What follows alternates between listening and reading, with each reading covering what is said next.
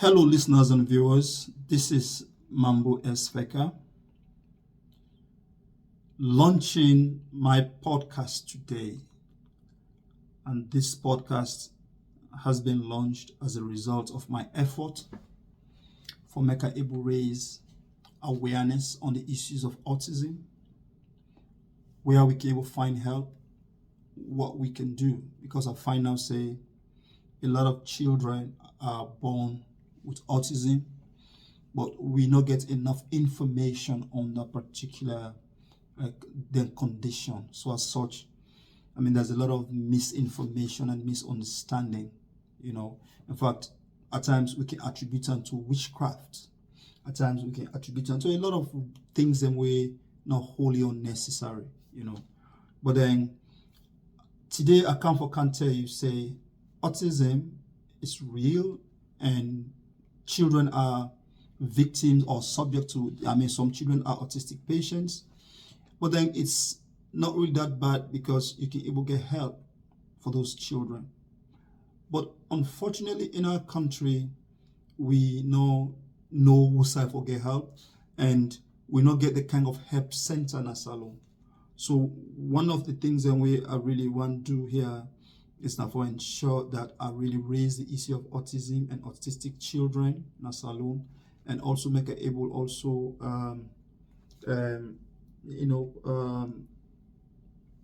lead very strong advocacy for these children. And probably I link up with the American Embassy, because I know say the America has a very good support base for these children, for make ensure say, let them pick and get help. And I decide for lead this advocacy because it's not something where it not only touch me, but it is very close to my heart. So therefore, this podcast, where I don't launch today, is as a result of raising awareness on autistic children. So I therefore do quite a lot of research. I know say research really not available right now because I don't try them. It's not really available, but I do quite a lot of research. And I not just get for what they talk about autism. I also get for talk about, topical issues where they happen in our country.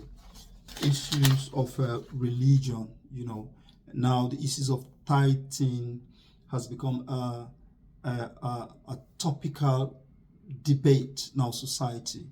We now have a split between pastors who are saying tithing is not biblical, is not scriptural, not Christian at all, while other people and they say no, tithing is one of the foundations of Christianity.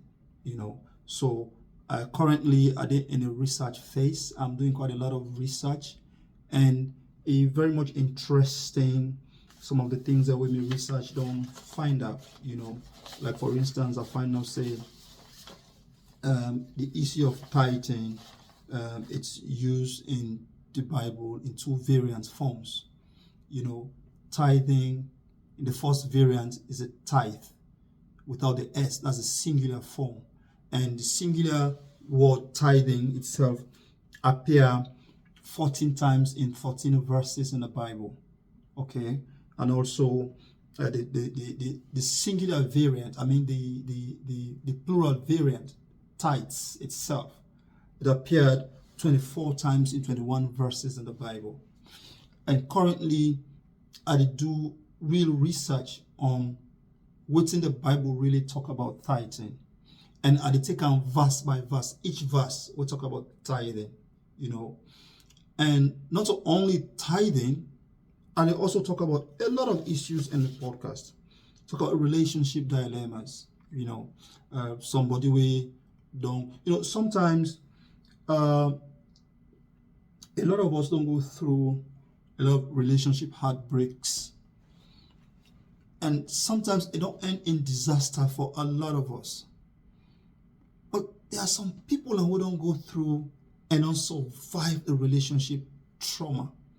And I think say those people also the need for comfort can tell we how they deal with them, and what are some of the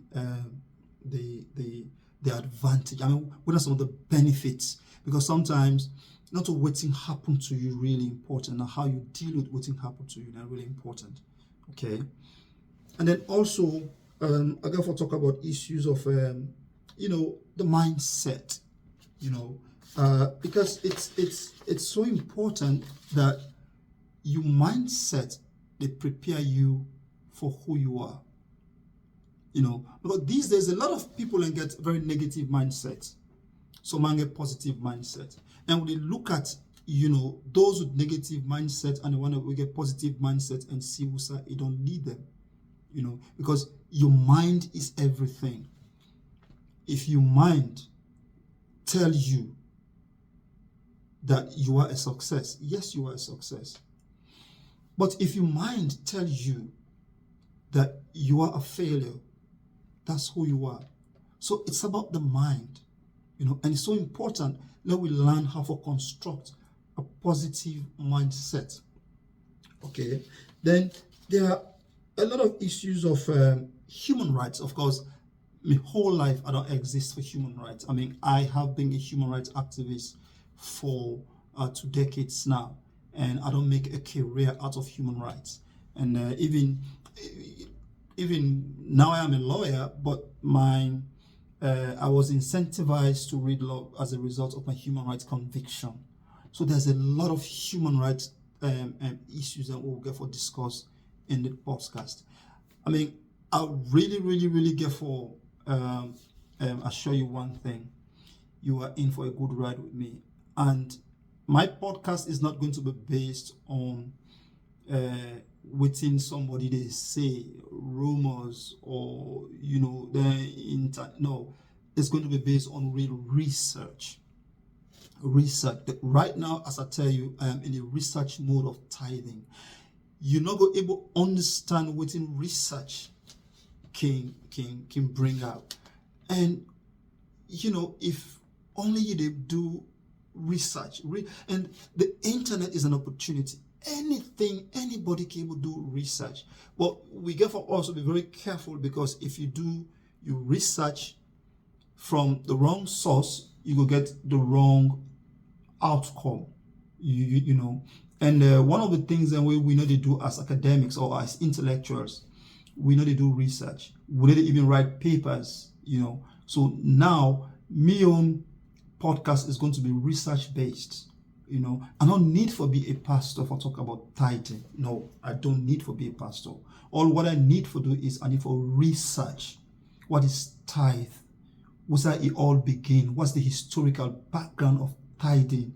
After all, if you say, oh, such and such and such people are not supposed for talk about Bible things, well, again, news for you, because some of the people that will even write the Bible, we are not even Christians.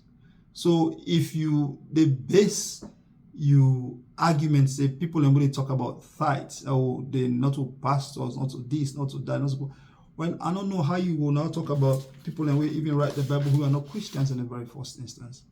And there are a lot of people that where they inside the Bible, where would they read but today, who are not Christians at all. There are certain questions I really want to understand. There's certain basic fundamental questions I really want to understand in the Bible. These are, I can forget to raise quite a lot of critical questions. Like, for instance, there's this story about Cain and Abel. Of course, the Bible tells us the first 2 citizens on earth were Adam and Eve. Okay, and Adam and Eve welcomed the very first generation, Cain and Abel. But then the Bible story tells Cain killed Abel out of jealousy. Okay, but then later on, the Bible story say Cain escaped, and it go start in your community with other people. Cain beget a wife. It's a little bit confusing to me that these were the 2 after Eve and Iman Adam. They are Cain and Abel. So now we were not told in the Bible completely silent about whether not then forced been come or people anyway been forced come, or the Bible just choose for just talk about them too because now man them. Because we never heard of any story in the Bible of other citizens who they predate Adam. And after Adam, these are the first two people that we come. But then now, after the death of his brother Abel, the Bible story say Cain go somewhere else and able to live with other people. So who were those other people? I mean, these are some of the things that I really want to raise in these are just some critical questions we I want to raise. Okay, who are these other people? You know, because whenever they look at really the Bible story itself about the Cain and Abel story, you know, there can only be three possibilities.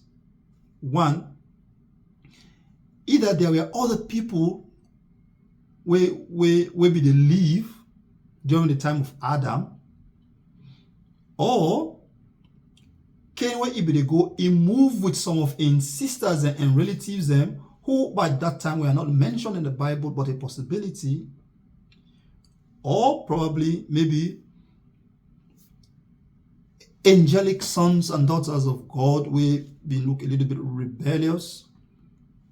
But at that time they are not sure say really we don't get a rebellion because well, of course, when once the creation story of Adam come into play, you know, rebellion broke out. Maybe some of them become on earth and they say, no, you know what, we cannot take this. So I mean, these are some of the critical things that we really want to raise in the Bible, you know. And you know, I also want to get a legal construct, you know, to the Adam and Eve story. You know, would that really be get the liability? Because God gave Adam the instruction saying, not eat this, do not do this. So, and that was a law. All right. And you did break law by act or omission. Act by doing it, omission by failing for doing. Okay. And that was the law. And Adam kept to the law. But later when Eve came, there is no mention in the Bible saying God actually gave Eve the law. God gave the law to Adam. And in law, you know, Adam get the responsibility also for teach Eve the law. I don't know if he not do, but surely if he been do I think say Eve not for don't eat the fruit, or even if he be eat them, probably Adam for be free from liability. But he not tell Eve, and somebody else can for tell Eve say, hey, this fruit is so important. I mean, if you eat them, this is the effect. But this person we can tell this Eve we all talk about saying that the serpent, I don't even know why not just the serpent no more. Why no other animal not be able to tempt Eve? Why not be just the serpent? Because there are other animals, I guess, maybe they exist. But what's the significance of the serpent? Why not only the serpent choose for can tell Eve? What's the relationship with snakes and women? Or what's really this? Why did the Bible really associate snakes and women? I mean, these are all stories that I really want to know. Okay, Eve eat them, and indeed the serpent not lie. You know, can deceive Eve, not true he tell her. And when Eve come, Eve also give the fruit to Adam. Adam eats. At the end of the day, Adam go and blame Eve. I mean, let me look at it this way. Would I really be responsible for the predicament we befall then at the Garden of Eden? Was it Adam who was given the instruction Eve was not instructed. What did Adam do with the information? He keep on to himself, right? Because if Adam be transmit the information to Eve, it can still possible say Eve don't still go ahead and break the law. But there is no mention in the Bible we're suggestive of the fact that Adam actually informed Eve. So did Adam have the responsibility for teach Eve the law? And when you go against the law, it's a criminal offense. So would that really be the greatest responsibility here? Is it Eve will give the apple to Adam? But even when Eve give the apple to Adam be already know, say, for eat the apple. So if you don't already know, okay, so even if Eve be eat the apple, but Adam not be eat the apple, waiting for that happen, because you cannot hold me responsible for something we don't know. In law, we talk about the intent. Okay? The intent, Eve not be even there at that time. Okay? But these are some of the fun things that we read the Bible now, we don't really get me excited and get going. So I really want to let we make this podcast very interactive and let me really enjoy, this podcast. And one thing also I read the Bible where don't so much interest me was one question where they ask myself, why God been careful wait for 3 days? Why God been spent 6 days for make the earth, or for bring the entire earth into existence and completion? God is omnipotent. God is so powerful. God is so mighty. God for don't even do this in 1 second. But I still they try to understand why it be take 6 days. Then he rests on the 7th day. And God no rest because he was tired. And the Bible is there. God rested because he was finished. So what is the creation story they tell we? So a lot of other people, it's just a Bible story. It's all about, the story of creation. It's about the story of how the world came into existence. It's about the story how man came into being. But I really want to explore that story a little bit more. And waiting to find out, when I started exploring the story a little bit more, I might be wrong, and I really want to let other people also challenge my opinion about this. But I think God was giving us a formula for success. Because God actually worked the first day. And every day the Bible tells us this is what God did. Every day, every day, every day, every day. On the 6th day, he actually rested. What does that mean for me and you too? Does that mean that he was trying to educate us about how he creates the earth, how he creates we? Probably. And I agree with you, the one way they look at from that particular perspective. But for me, I think there's a little bit more of exploration of the story. I think God was giving us a success formula. What is that telling us?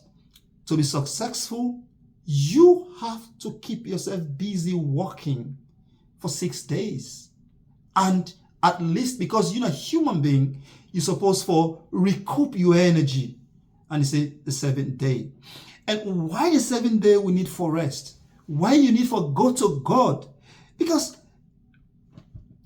God not make chair, or God make a tree. Human beings don't make life. That's God's province. Human beings, no, they don't even know how do they clean nets they can. That's God's entire province. Honestly, if we know how really for stop day and night. Trust me, some man, you not go on and let do clean self. Some man, not go on let net scam. But because now God in province that one day, and God they give you the opportunity for even breathe in air.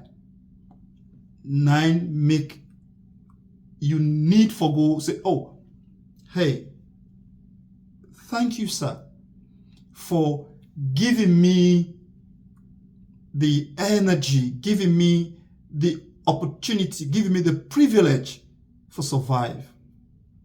Because living itself as a privilege, it's not your right, it's your privilege. I mean, you had to listen to me, think about all our friends from school days who don't die, but you are still alive. You really think that God really like you more past them? No. I mean, you have been just privileged for live today and probably for live tomorrow and to have lived yesterday. I mean, there's so much and fun fact about the Bible really I really want to try to explore a little bit more. You know, and it's not really for prove anything, but I mean, and the last thing really I want to talk about is people and way they always play the blame game. Because just like what they say, there's a lot of things that I don't outline in me podcast where again for be look, I want to show and say when you start listening to me, you're not going left again. Because I'm good at what I do. And one of my strengths actually now for research, for find knowledge, you know, that's my strength, you know. A lot of people are blaming others. A lot. Blaming politicians, blaming their parents, blaming the weather, even blaming it all on the mandated and team. And these days, a lot of people and they even trade vitriolic words on the internet. They insult certain tribes. I mean, well, probably, you know, if you are involved and engaged in that, it says a lot more about you. You know, because people know they cost because of what they did. I mean, people don't act because of what they did to them. People act because that is who they are. Trust me.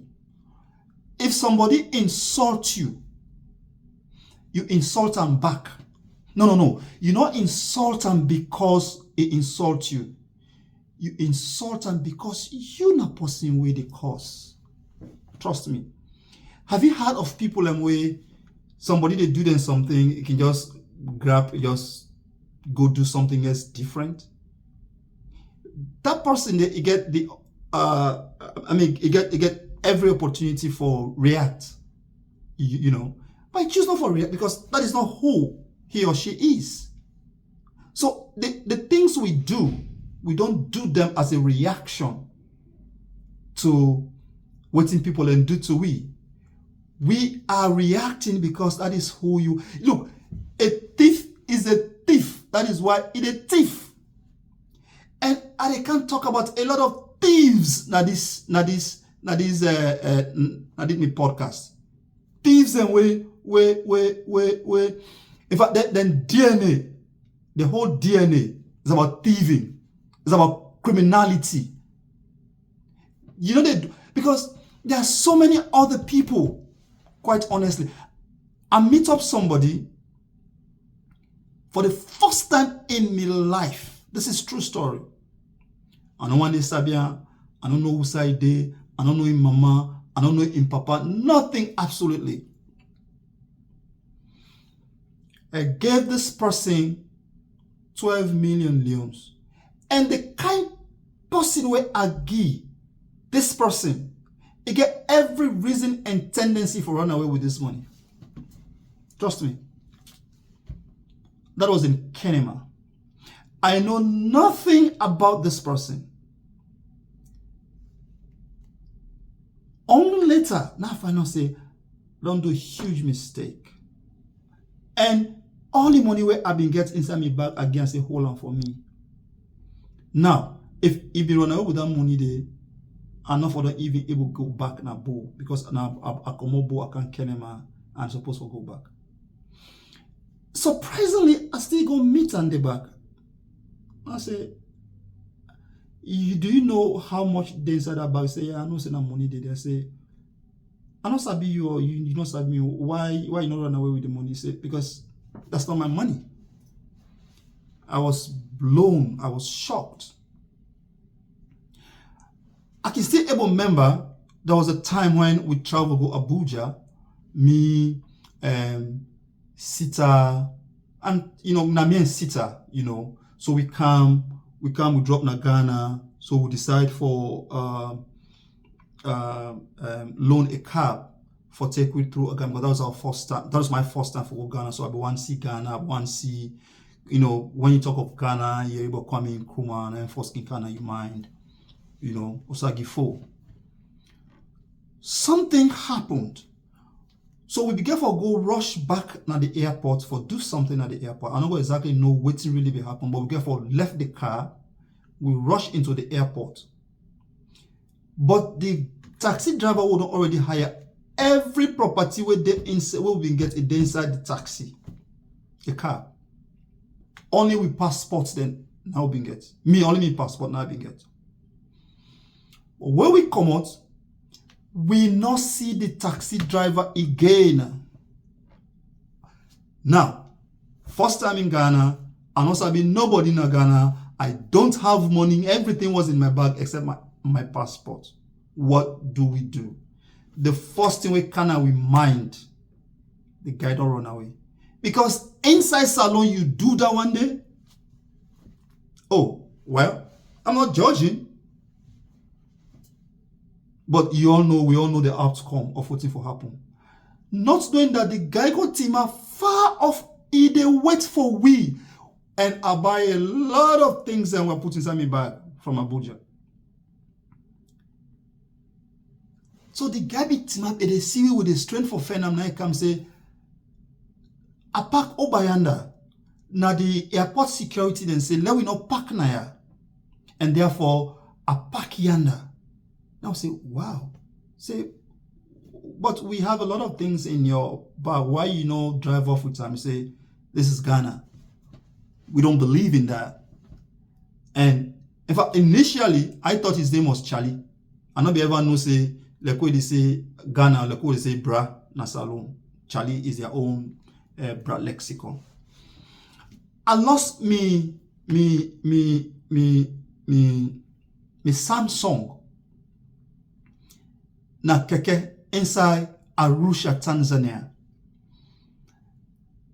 The keke driver find her inside the keke. He come back na the hotel where he dropped me. He said, I just don't come with one person. He na ya drop him. He left this particular phone na me keke. And I even post that on me Facebook page. But the same thing happened to me inside Freetown where in the camp. Pastor get for buy a new phone. So people, they do things not really because of the way or just because they're poor. This is just practically who they are. There are some people in their DNA, na CNA, because na criminal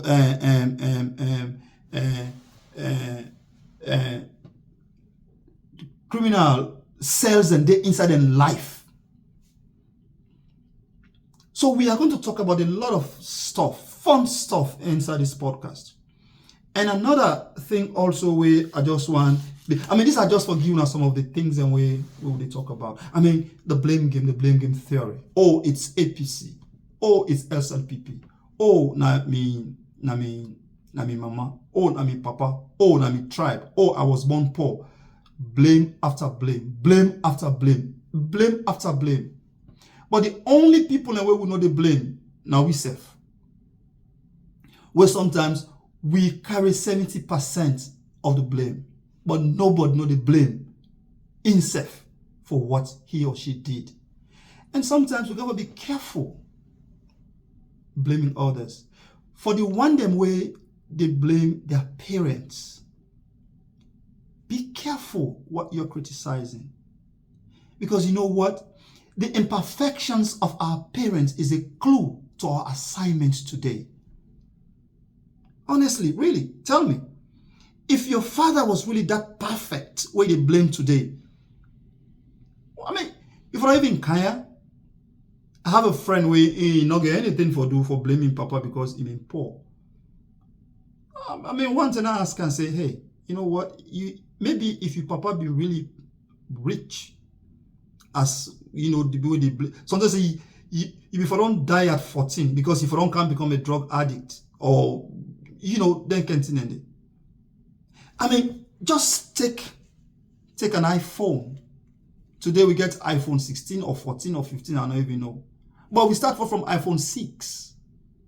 The imperfection of iPhone 6 lead me to iPhone 7, iPhone 8, iPhone 9, 10.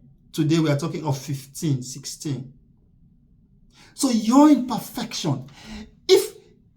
What is your sign? What's not your responsibility in this world? It's right in you, your imperfections. The imperfection of my father, of my mother, is a clue to my mission in this world. And look, if I am really that 100% perfect, if yesterday was so perfect, tomorrow was not, it's not going to be possible at all. And honestly, I agree, terrible things don't happen in this world. The Ebola crisis, the COVID-19, slavery was a terrible thing will happen. We're supposed for condemn them, we're supposed for talk about them. But that imperfect situation, I mean, how comes people like Insidom read and say, they use other people and treat them, degrade them, dehumanize them in the way they did? But that was an imperfect situation. That was 400 years ago. We should not stop talking about it, but probably we should learn from it. That's number one, and try for now make that imperfect situation perfect. But even while we try for that imperfect situation, we are still not going to achieve a perfect level in life, because there is no perfection, and every perfection of one generation is a clue to the mission of that generation. So the one way they play the blame game. Hey guys, stop it. Just stop it.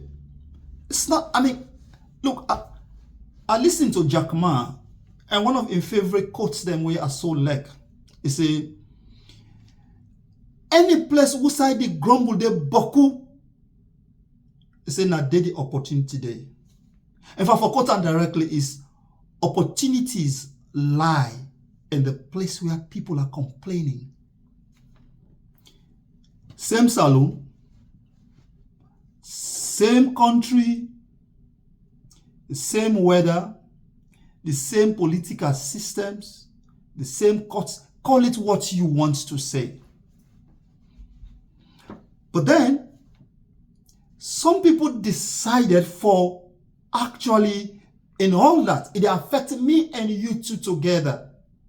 But then just they're on a different level of thinking. And they're on a different level of I'm unable to understand why. Or probably, maybe make I go back to the Bible.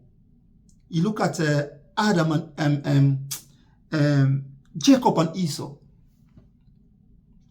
Two boys from the same father, and the father was blessed.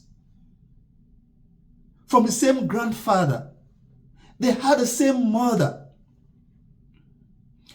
But they were living completely different lives. Why? Because of the mindset.